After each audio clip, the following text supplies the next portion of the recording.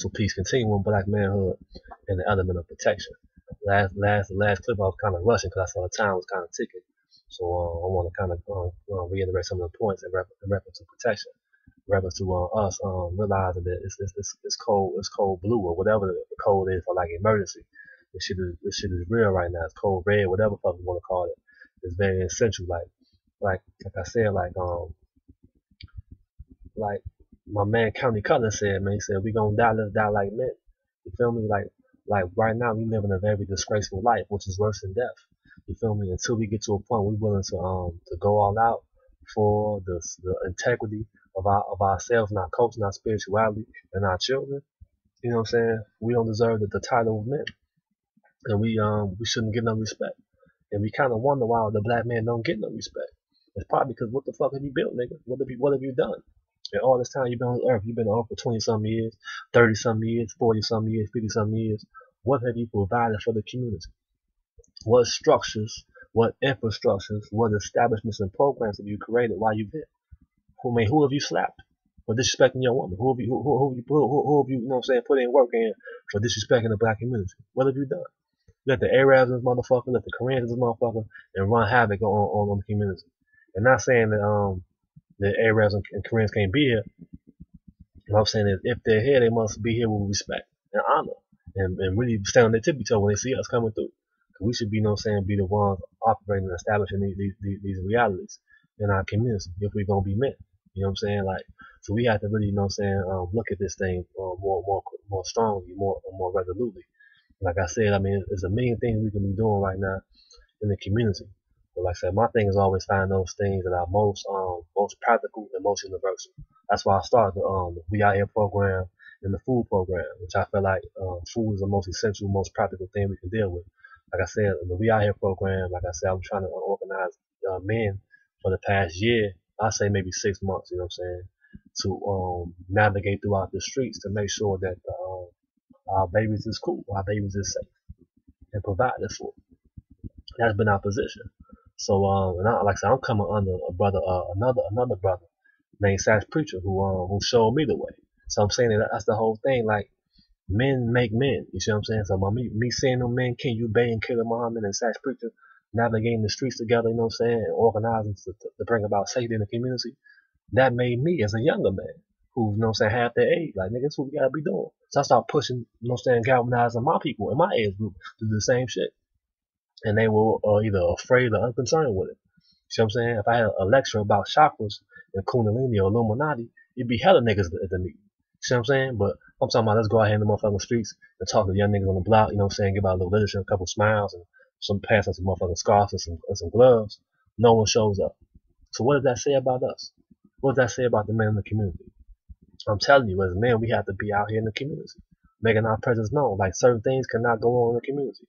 Little girls cannot get shot. You know what I'm saying? Random shootings should not be occurring. If you got beef with a motherfucker, deal with the person you got beef with. Make sure you very accurate with your shit. Deal with them for real as a man. Don't fucking bust into a crowd, some coward shit. If you're a real motherfucking man, G, take care of that business, you know what I'm saying, direct. Don't fucking just hide, you know what I'm saying, just start busting wildly into the crowd. Hitting motherfucking aunties and grandmas and shit and little girls. That's some coward ass shit. But if men not coming in here and laying down the motherfucking law, that shit will occur. That's why I pulled some of these so-called gang chiefs. Because they did that. Even though they were out there doing whatever they did, they still had a certain semblance of civility in the community. They were like, certain shit can't occur. If I got beef with this motherfucker, I'm going to deal with that motherfucker I got beef with. I'm not going to just do wild shit in the neighborhood. You see what I'm saying? They uphold a certain code of conduct. So we can talk shit about them, you know what I'm saying? But they did, like I said, they do way more than these conscious motherfuckers do. These so-called black power niggas. What up, you know what I'm saying? When are we going to be in the streets? And for those who are, much respect to you. But we got to coordinate our efforts and do shit together. Because niggas always do something by themselves individually. It's just a couple cats. We have to do stuff collectively as a group. That's where the power comes from. FBI, CIA, CPD, all them niggas work together. The lawyers, the judges, all them people work together. We have to coordinate our efforts to really have effectiveness in society. That's the goal of men. That's what men should do out here in the streets. So I feel like manhood should be an ongoing discussion. But I'm saying, like I said, I always want to offer practical things to for us to be really expressive on manhood. We have to be in the streets, making sure our babies are safe, cause and setting the law down. We wouldn't have known saying die for and kill for. And I ain't saying, you know what I'm saying, I know YouTubers don't want to say something too radical, but reality is, man, if we gonna be men, we have to stand up and be men and protect our communities. You know what I'm saying? And no, put all the sacrifice where we gotta sacrifice for our women and babies, because nothing else really matters. Like I said, little girls got raped over there in Roseland, and niggas watching the Bulls game, watching the Lakers, playing video games and shit like that, even going to work. You feel me? Everything should stop, man. If some shit like that go down at some point, we gotta say everything gotta stop until this shit get right. Like, you know what I'm saying? Like, niggas from gangs or Democrats, Republicans, motherfucking spiritual motherfuckers, all of us disagree. I think, at least in theory, that rape should not occur. Child molestation should not occur. So I'm saying, if that's the case, then let's make sure we mandate that fucking law. Because law don't mean nothing unless we can enforce it. So we have to be in the streets and the community enforcing that law. And saying, nigga, anything like that go down, it is what it is. You see what I'm saying? That has to be the law. What I'm saying is, until we make that law, we'll never have the respect from our women that we will get. I think, like, sometimes our women fuck with Europeans because they know, like, with Europeans, when it comes down to it, if something go down, they can call the motherfucking police up. Officer, woo woo, something went down. They gonna come see him. You know what I'm saying? They gonna come to their aid and assistance. Even if you know what I'm saying? Even, they gonna come to their aid and assistance. With us, how many you can call it? Since you going in the neighborhood, you can call, you know what I'm saying, 10 people outside your family, your cousin, them, you know what I'm saying? Which is good. I respect that. But someone outside, some people ain't got no cousin them. You feel me? Some children don't have, you know what I'm saying, the luxury of having a family. So those who don't have that luxury of having, you know what I'm saying, some cousins, and people that can call to deal with some motherfucking shit, what can we do for them?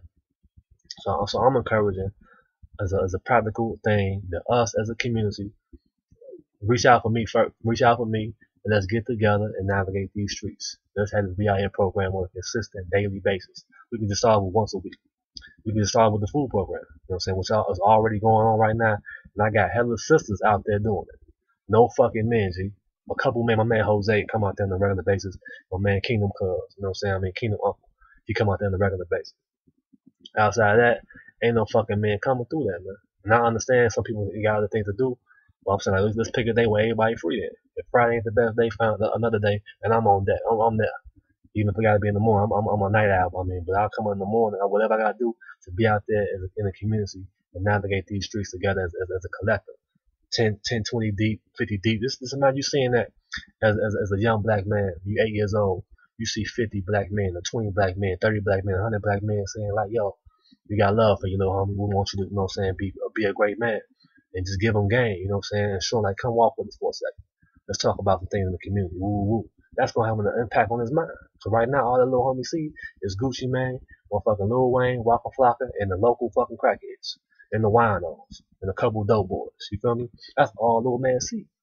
I'm saying that we talk about the youth going through hardship. It's because we're making hardship for them.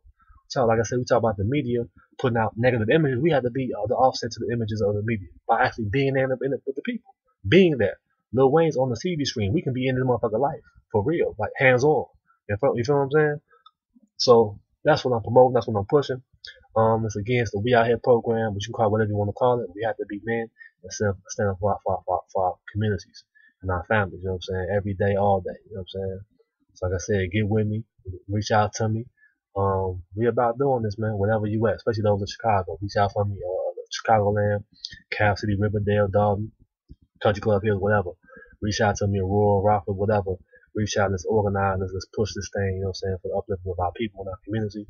That's what it is, you know what I'm saying. I love y'all. Peace and love. More to come. Alright, let's get to work.